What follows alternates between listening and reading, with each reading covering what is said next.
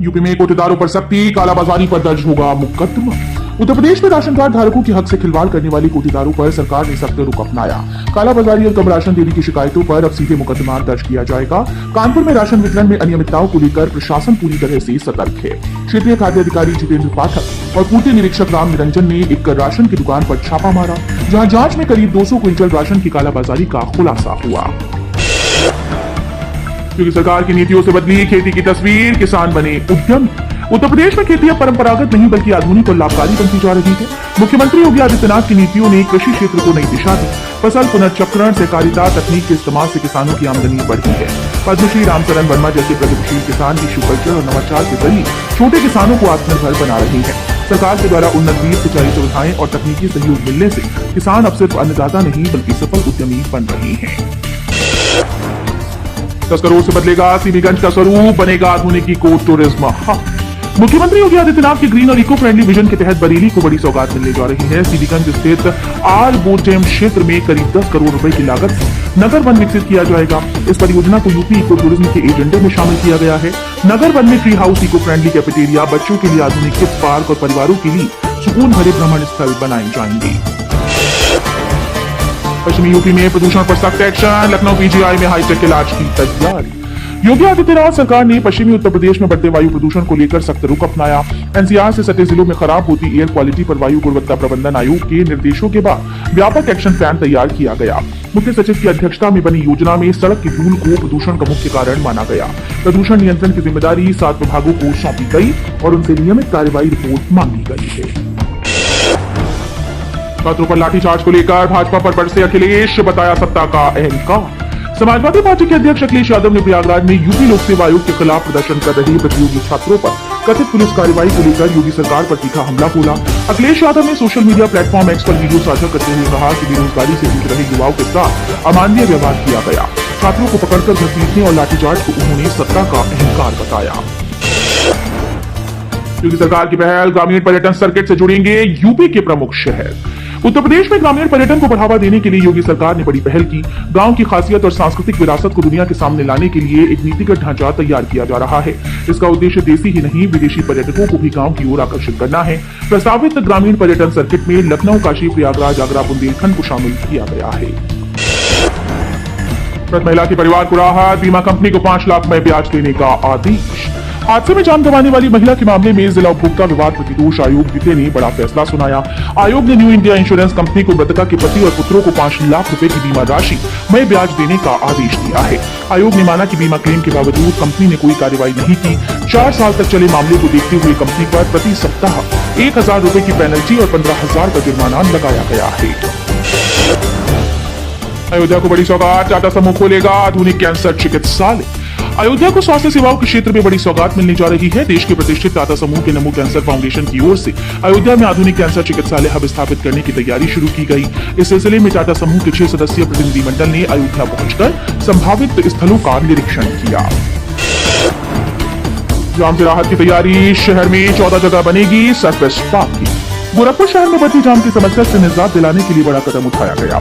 शहर के 14 प्रमुख स्थानों पर सरफेस पार्किंग विकसित की जाएगी। इसका मकसद यातायात व्यवस्था को सुचारू बनाना और सड़कों पर लगने वाले जाम को कम करना है। ये पार्किंग मुख्य बाजारों, अस्पतालों, सरकारी निजी कार्यालयों के आसपास बनाई जाएगी, जिससे वाहनों की अनियमित जमावड़े पर रोक लगेगी। कानपुर वासियों को बड़ी राहत, 25% जमा कर के लिए फ्लैट पर मिलेगा तुरंत कब्जा। कानपुर के लिए खुशखबरी है।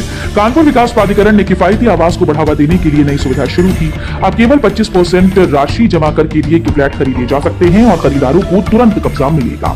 ये योजना खासतौर पर उन परिवारों के लिए लाभकारी है जो कम बजट में अपना घर चाहते हैं और बिना इंतजार के उसमें रहना चाहते हैं। कन्नौज में एफआईआर कार्य में लापरवाही, आज बीएलओ को जारी हुआ नोटिस। कन्नौज के छिबरामऊ विधानसभा क्षेत्र में विशेष प्रकार पुनरीक्षण यानी एफआईआर के तहत मतदाता गणना प्रबंधों की मैपिंग का काम धीमा मिलने पर प्रशासन ने सख्ती दिखाई। 50% से कम मैपिंग करने वाले 8 बीएलओ को चेतावनी नोटिस जारी किया गया। एसडीएम ने सभी बीएलओ को मैपिंग कार्य में तेजी लाने के निर्देश दिए। छिबरामऊ विधानसभा में कुल 4,80,359 मतदाताओं का सत्यापन होना है, जिसमें से अब तक 75.65% मैपिंग का कार्य पूर्ण किया जा चुका है। जनता दर्शन में सीएम योगी का जनता से सीधा संवाद, हर समस्या के समाधान का भरोसा। उत्तर प्रदेश के मुख्यमंत्री योगी आदित्यनाथ ने लखनऊ में आयोजित जनता दर्शन कार्यक्रम में प्रदेश भर से आई फरियादियों से सीधी मुलाकात की। मुख्यमंत्री ने लोगों की समस्याएं ध्यान से सुनी और हर मामले के उचित व समयबद्ध निस्तारण का भरोसा दिलाया। उन्होंने कहा कि हर जरूरतमंद की सेवा करना हमारा लक्ष्य है। किसानों, कर्मचारियों और आम नागरिकों की समस्याओं पर मुख्यमंत्री ने अफसरों को सख्त निर्देश दिए। गोरखपुर में ग्राम सचिवों का असहयोग आंदोलन तेज, डोंगल लौटाए तो विकास कार्य। गोरखपुर में ग्राम सचिवों का असहयोग आंदोलन लगातार तेज होता जा रहा है। ऑनलाइन हाजिरी, अतिरिक्त कार्यभार, सरकारी कामों में निजी संसाधनों के इस्तेमाल के विरोध में ग्राम सचिव चरणबद्ध आंदोलन कर रही हैं। आंदोलन के चौथे चरण में सैजनवा, पाली और पिपरौली ब्लॉक के ग्राम सचिवों ने अपने डोंगल ईडीओ पंचायत को सौंप दिए। इससे ग्राम पंचायतों में वित्तीय लेन देन बंद हो गया और विकास कार्य ठप होने की आशंका है।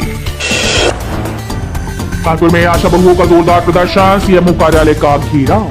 कानपुर में आशा बहुओं ने अपनी लंबित मांगों को लेकर सीएमओ कार्यालय का घेराव कर जोरदार प्रदर्शन किया। उत्तर प्रदेश आशा ट्रेड यूनियन के बैनर तले आशा बहुओं ने सरकार के खिलाफ नारेबाजी की। प्रदर्शनकारियों का कहना है कि वे वर्षों से स्वास्थ्य सेवाओं में अहम भूमिका निभा रही हैं, लेकिन अब तक उन्हें स्थायी कर्मचारी का दर्जा और सरकारी सुविधाएं नहीं मिली। आशा बहुओं ने चेतावनी दी है कि अगर उनकी मांगे पूर्ण न हुई तो आंदोलन और तेज किया जाएगा। वाराणसी में खुरपका मुंहपका का कहर, सर्दी में पशुओं की बढ़ी मौत। वाराणसी में ठंड बढ़ने के साथ ही खुरपका मुंहपका रोग का प्रकोप तेजी से बढ़ता जा रहा है। इस बीमारी की चपेट में आकर पशुओं, खासकर छोटे बछड़ों की मौत हो रही है, जिससे पशुपालकों में चिंता बढ़ गई है। रोग के अचानक फैलने से पशुपालन विभाग भी हैरान है। विभाग ने पशुपालकों को साफ सफाई रखने और बीमार पशुओं को अलग रखने की सलाह दी है। साथ ही हालात पर काबू पाने के लिए टीकाकरण अभियान को तेज करने की तैयारी की जा रही है। गंगा पर बनेगा 6 लेन का पुल, 15 किलोमीटर सड़क के लिए ली जाएगी किसानों की जमीन। गंगा नदी पर बनने वाले 6 लेन पुल के निर्माण की प्रक्रिया तेज हो गई। मिर्जापुर में NH 135 समोगरा से पुरजागीर तक 15 किलोमीटर लंबी 4 लेन सड़क का काम शुरू किया गया। करीब 1700 करोड़ रुपए की लागत से बन रहा ये पुल प्रयागराज और मध्य प्रदेश को पूर्वांचल के जिलों से जोड़ेगा, जिससे भारी वाहनों की आवाजाही आसान होगी। पुल के दोनों ओर 15-15 किलोमीटर लंबी सड़क बनाई जाएगी। इसके लिए करीब 2500 किसानों की जमीन अधिग्रहित की जा रही है। IIT मद्रास का तोहफा। IIT मद्रास ने बीटेक छात्रों के लिए एक नया विकल्प पेश किया है। अब छात्र अगर किसी कारणवश अपनी बीटेक पढ़ाई पूर्ण नहीं कर पाते तो 3 साल की पढ़ाई के बाद BSc डिग्री हासिल कर कोर्स छोड़ सकते हैं। इसके लिए जरूरी है कि छात्र ने कुल 400 क्रेडिट में से कम 250 क्रेडिट पूरे कर लिए हों। ये सुविधा बीटेक 2024 बैच के छात्रों के लिए 2027 से लागू होगी। इस कदम से छात्रों को लचीलापन मिलेगा और वे अपनी पढ़ाई में नए अवसरों की दिशा में आगे बढ़ सकेंगे। रॉयल्टी चुराने वालों की डीएम ने उड़ाई नींद, भुगतान न होने पर फिर से कटेगी पूरी रकम। जिले में अवैध उपखनिज उपयोग और रॉयल्टी की लूट पर प्रशासन ने सख्त रुख अपनाया। कलेक्ट्रेट में समीक्षा बैठक में जिलाधिकारी अविनाश सिंह ने साफ कर दिया कि अब किसी को भी नियमों से खिलवाड़ नहीं बख्शा जाएगा। बिना वैध दस्तावेज वाले ठेकेदारों पर अब सख्त कार्रवाई होगी। रॉयल्टी के साथ साथ खनिज मूल्य भी वसूला जाएगा। उत्तर विश्वविद्यालय में यूजीसी नेट स्कोर पर PhD एडमिशन 23 दिसंबर तक करे आवेदन। उत्तर प्रदेश के राजर्षि टंडन मुक्त विश्वविद्यालय ने PhD में दाखिले की प्रक्रिया में बड़ा बदलाव किया। अब पहली बार विश्वविद्यालय में प्रवेश यूजीसी नेट स्कोर के आधार पर होगा। पहले विश्वविद्यालय स्वयं प्रवेश परीक्षा आयोजित करता था, लेकिन वर्तमान सत्र से ये नियम बदल गया। इस नई व्यवस्था से नेट उत्तीर्ण अभ्यर्थियों को सीधे लाभ मिलेगा और रिसर्च के क्षेत्र में करियर बनाने का रास्ता आसान होगा। ग्राम पंचायतों के विकास कार्यों की गहन जांच, प्रधान और सचिवों में मचा हड़कंप। पंचायती राज विभाग ने जिले की ग्राम पंचायतों में किए गए विकास कार्यों की गहन जांच शुरू कर दी है। इस कदम से ग्राम प्रधान और पंचायत सचिवों में हड़कंप मच गया। विभाग की सख्ती से अब वर्षों से चली आ रही कथित लापरवाही और अपारदर्शी कार्यप्रणाली पर सवाल उठने लगे। जिन पंचायतों में विकास कार्यों के खर्च का स्पष्ट और संतोषजनक विवरण उपलब्ध नहीं हो पा रहा, वहां कार्रवाई की संभावना जताई जा रही है।